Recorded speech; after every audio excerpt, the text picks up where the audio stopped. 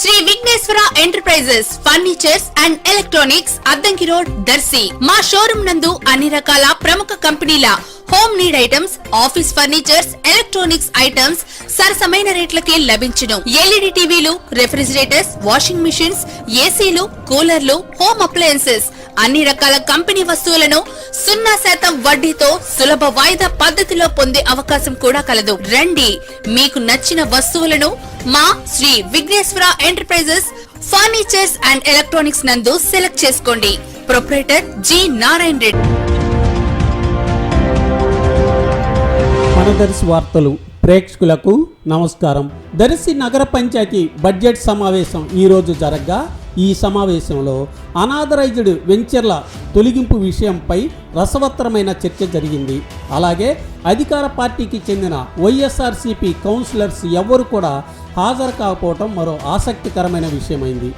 దర్శి నగర పంచాయతీ 2022-23 సంవత్సరానికి గాను ఈరోజు ఉదయం బడ్జెట్ సమావేశం నగర పంచాయతీ చైర్మన్ నారప్శెట్టి పిచ్చయ్య అధ్యక్షతన కమిషనర్ మంజునాథ గౌడ్ పర్యవేక్షణలో జరిగింది.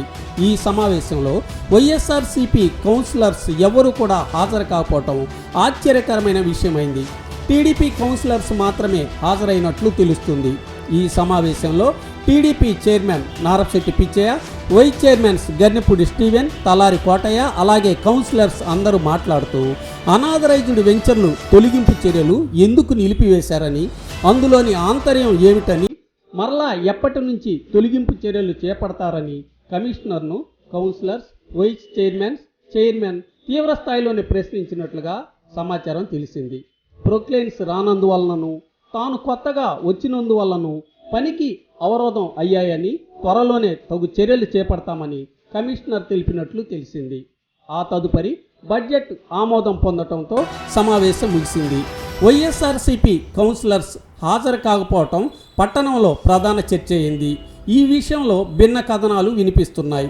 వైఎస్ఆర్సీపీ కౌన్సిలర్స్ కొన్ని కారణాల రీత్యా ఉద్దేశపూర్వకంగానే అందరూ హాజరు కాలేదని మరో ప్రచారం కూడా వినిపిస్తుంది.